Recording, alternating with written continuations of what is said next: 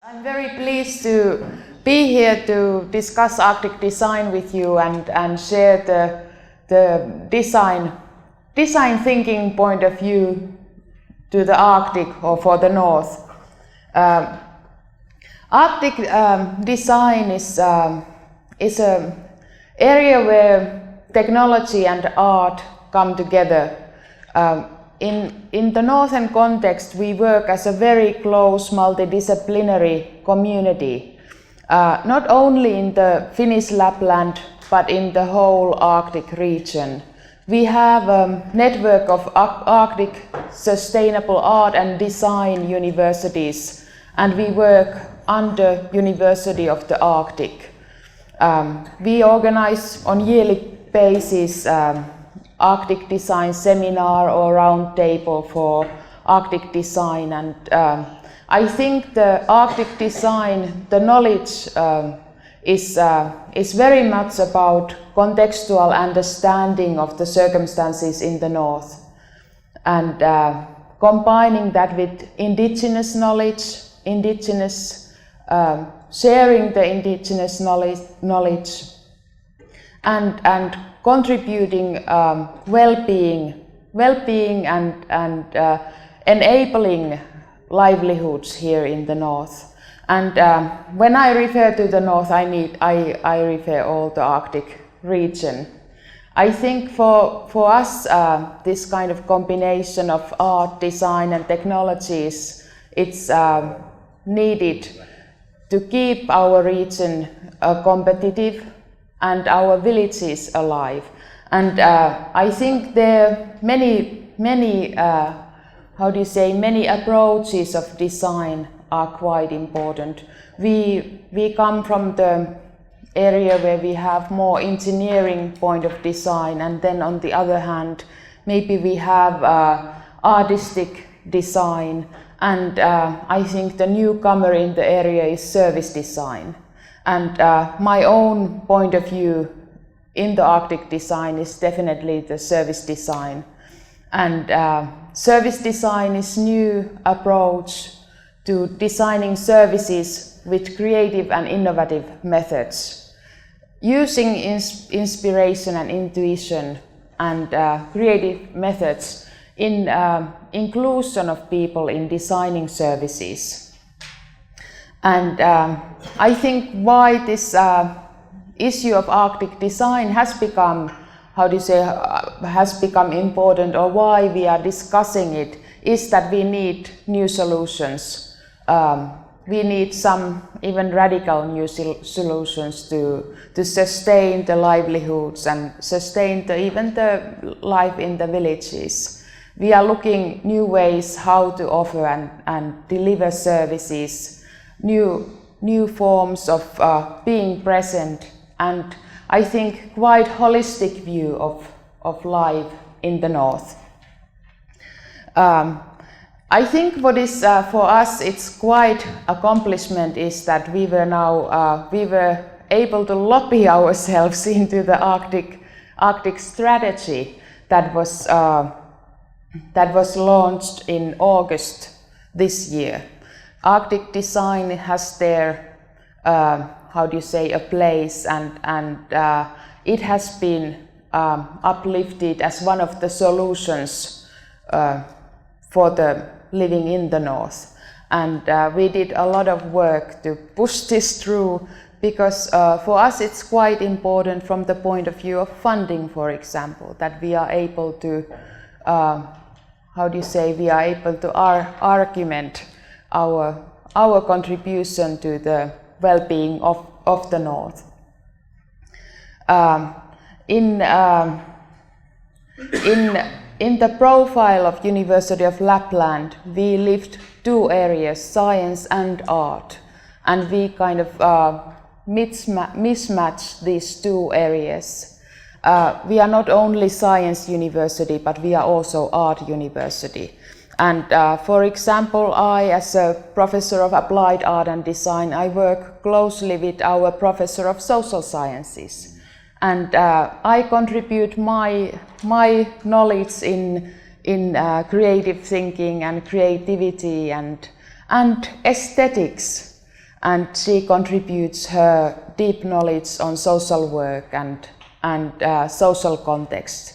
And together we are now starting projects with villages within Rovaniemi to figure out how service design can enable our people living in the villages to contribute for the process, how to design their services, how to deliver them in a new way, and how to participate in decision making, how to share knowledge for the decision makers, and even how to use creative and visual means in this.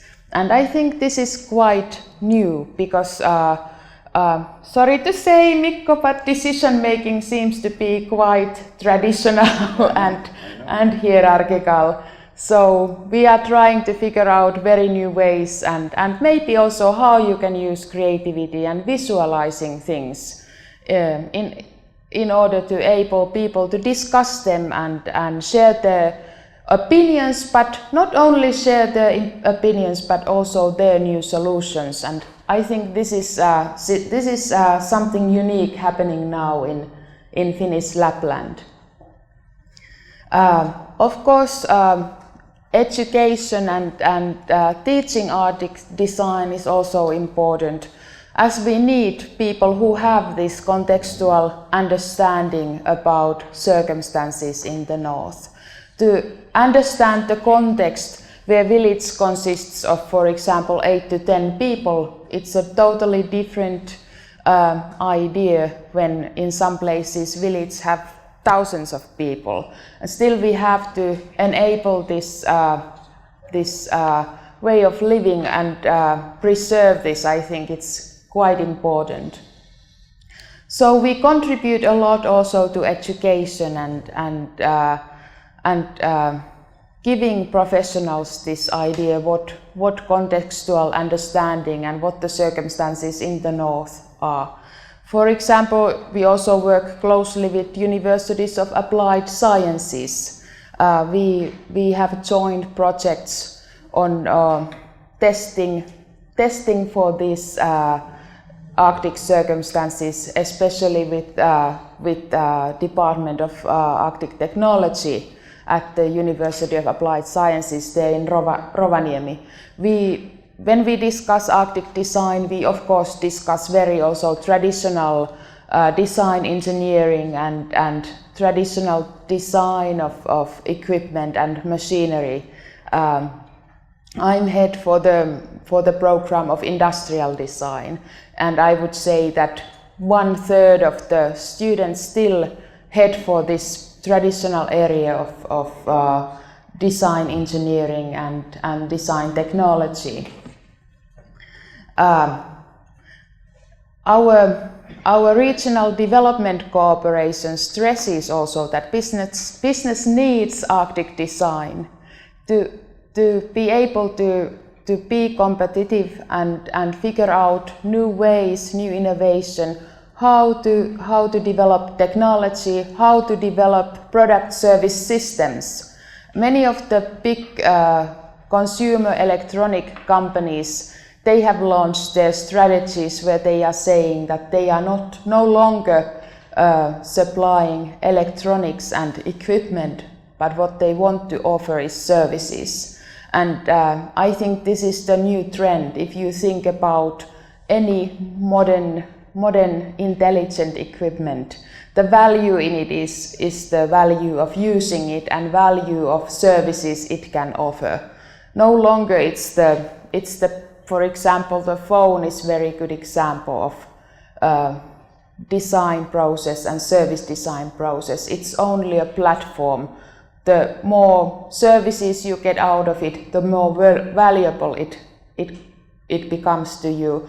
This also has a very important shift when you think about how to design things. Now we have to also figure out what is the user's role, not only in using the equipment and using the interface, but using the services and what is the user's contribution in this process.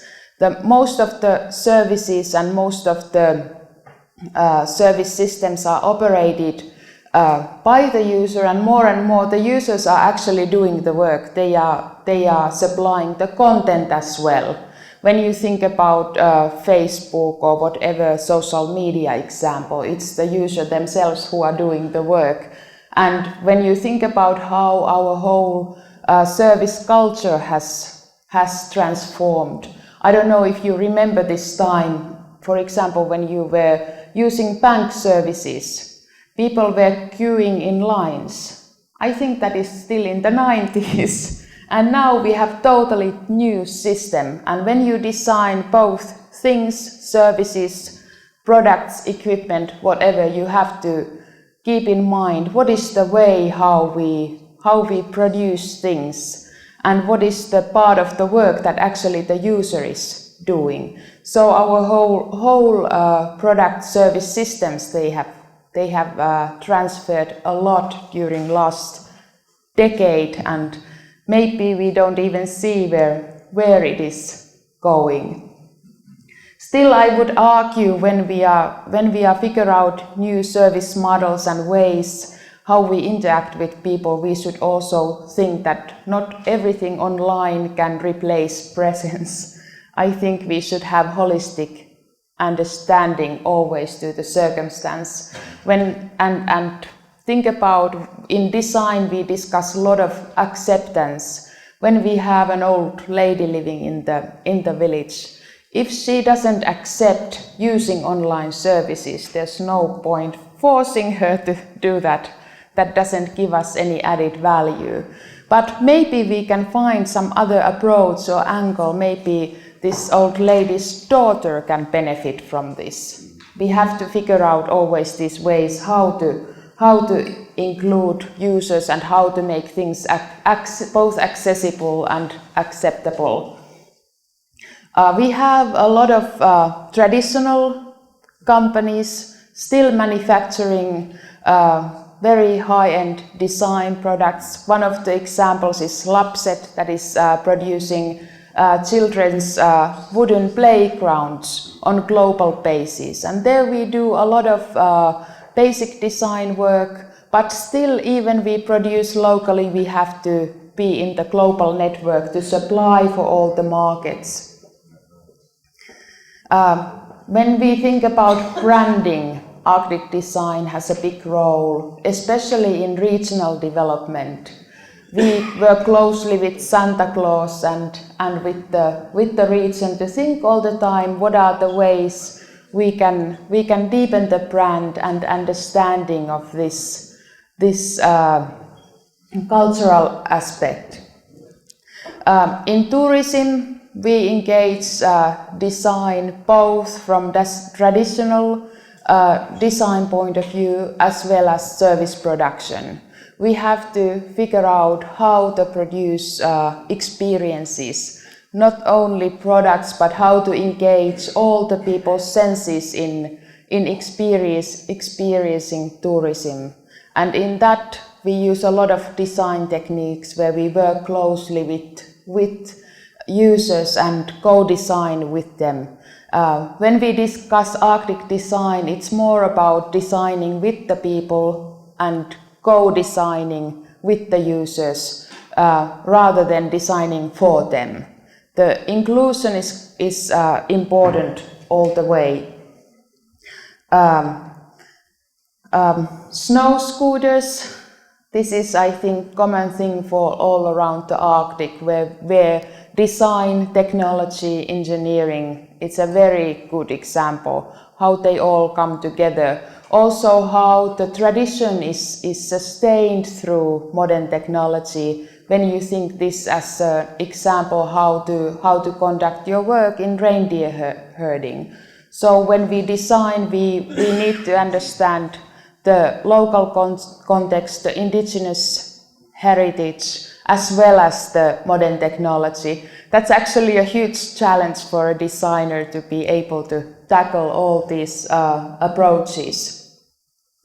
And if we want to sustain well-being and livelihoods here, radical innovations needs to be delivered, and I argue that creativity and innovation has a key role in there.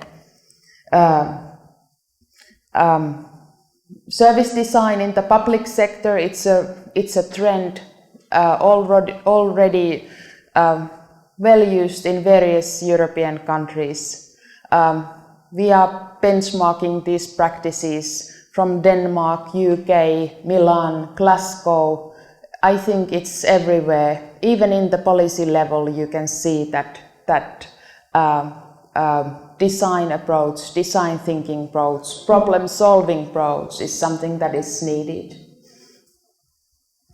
And of course, there's a lot of political interest in the Arctic. That's why we wanted to have our place also in the Arctic strategy, that creativity and art needs to be included, and also the user and human aspect when developing things. On the other end, the value of aesthetics and pleasure, I think it's always present there when you discuss design. I think even things are functional and usable, there has to be aesthetic values and pleasure of enjoying art when you see this. When you deal with snow, the understanding of both technological equipment and the material itself, you have to have the both to be able to build with snow, to deal with snow. Sometimes that surprises our visitors, that when the snow falls, we do a lot of procedures to move snow around. It doesn't only stay, but we use man labor and machinery to transfer this. So even that, it's a whole huge logistical system, because if you don't do it in your own yard, you might ruin your house, because when the snow melts, it comes it transfers into water that can rotten your structures in the house. That even is a huge technological understanding the area and how to deal with this phenomena. Arctic design, of course, it's related to indigenous knowledge, indigenous craft, and it can have a huge representation of local cultures, local identities, and even some cases you can find that these manifestations, products, can be in a huge valuable position when telling about the values and ideas related to these local identities. Okay, I think this was in brief. It would be really nice to have some ideas, questions. Okay, thank you, Professor Miettinen. Maybe I start with one question. You said that you have an agenda to keep the villages alive and the marginal areas competitive in the north. Can you tell us some examples, some small examples in some village, and how empty are the villages now? Are the people still able to live here in the north, in the countryside? And what results did you have with your Arctic design?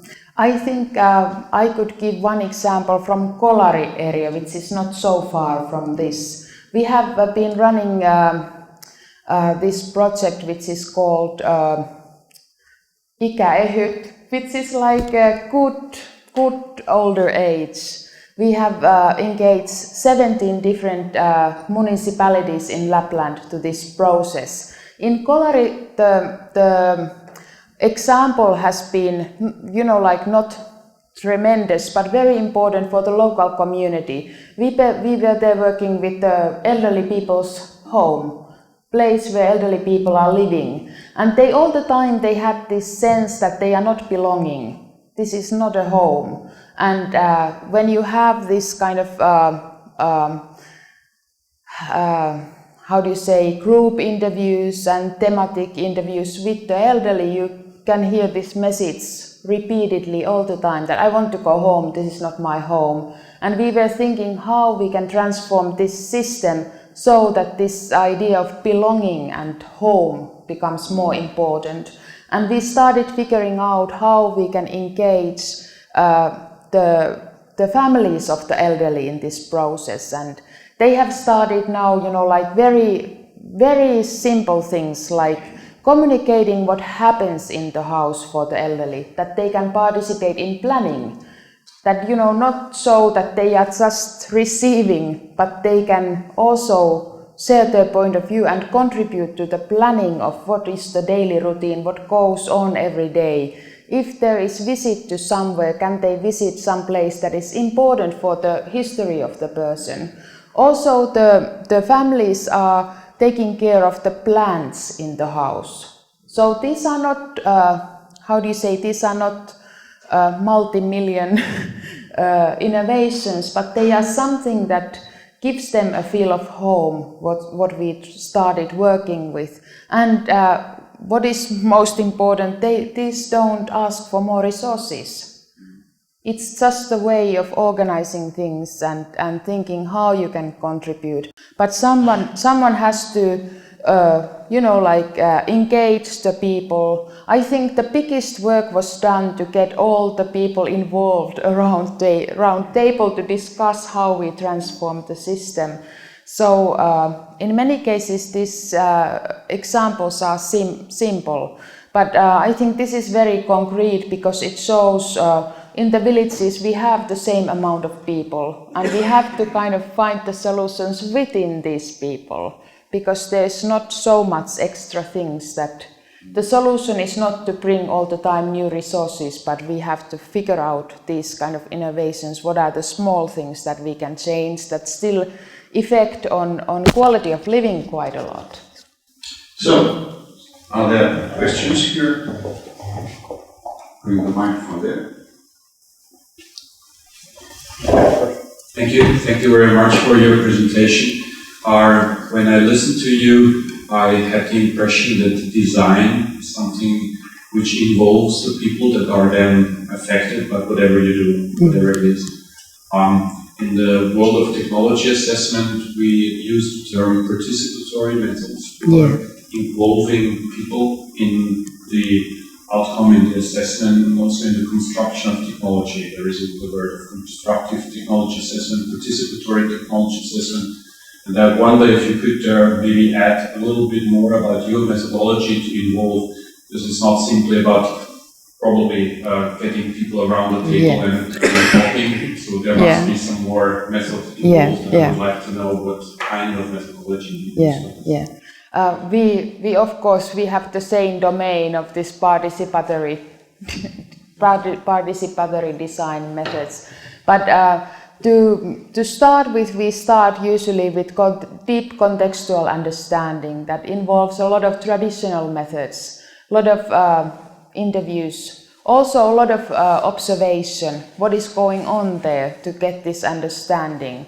It can be that I observe somewhere what is going on. For example, in some place I just by doing observation for half a day you can discover something from the service journey and different touch points where the customers are engaged in this activity. So we have a lot of tools where we try to understand the customer experience, how the service journey is constructed, what are the different touch points, how you reach the services, how you are being served. And I think there you can already with these tools you can learn a lot what is going on. Of course, then we look at a lot backroom, how the services are produced within the organization. Sometimes service design can be that it is easier for the staff to deliver the service. Even there in this old people's house, when we were kind of figuring out how to do this, we have to engage the management, middle management and the service staff, and then we also look very closely how the process is being done.